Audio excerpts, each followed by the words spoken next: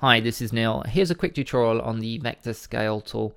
So I've imported these polylines from DraftSight. I'm just going to turn the tool on. We can immediately see that the scale is out of whack here. I mean, it's 24 kilometers on its longest dimension. For this small floor plan, that's clearly wrong. So what I'm going to do now is to select 2 points and then reactivate the tool. And you can see this time we've got a target length which is shown at 9.317 kilometers. Now we can simply go into the target length option in the user interface and now specify the desired length of that between those 2 points. You'll see that the mesh is now automatically rescaled. I can also rest it on ground and center it to origin. And so we're now left with a correctly scaled and proportioned model. Now you can also choose to scale by bounds. So you can scale along the various major axes. Not very useful for a model like this where you want to keep everything in proportion, but still a useful option.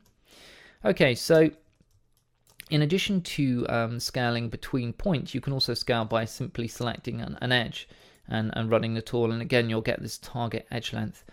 So as long as you know at least one dimension of any imported polylines, you can rescale everything based on specifying the desired length between any 2 points or any edge length.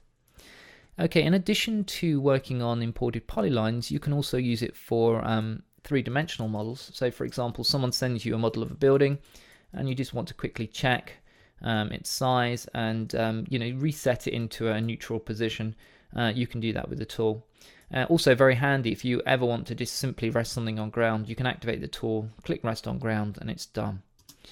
Finally, the tool does work across multiple mesh items at once, so you can scale several things in proportion to an initial selection. So here, for example, I'll select 2 points on this cube,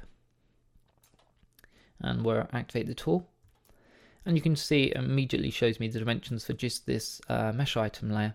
But as soon as I start clicking on the various options in the user interface, you can see that all the mesh items are now being scaled or manipulated with regards to this initial selection. So once again, we can now scale along any of the dimensions that we choose, and all the other mesh items will be scaled in a corresponding way. Really handy, and well, just a generally very useful tool. Okay, and that's it for this one. Cheers, bye.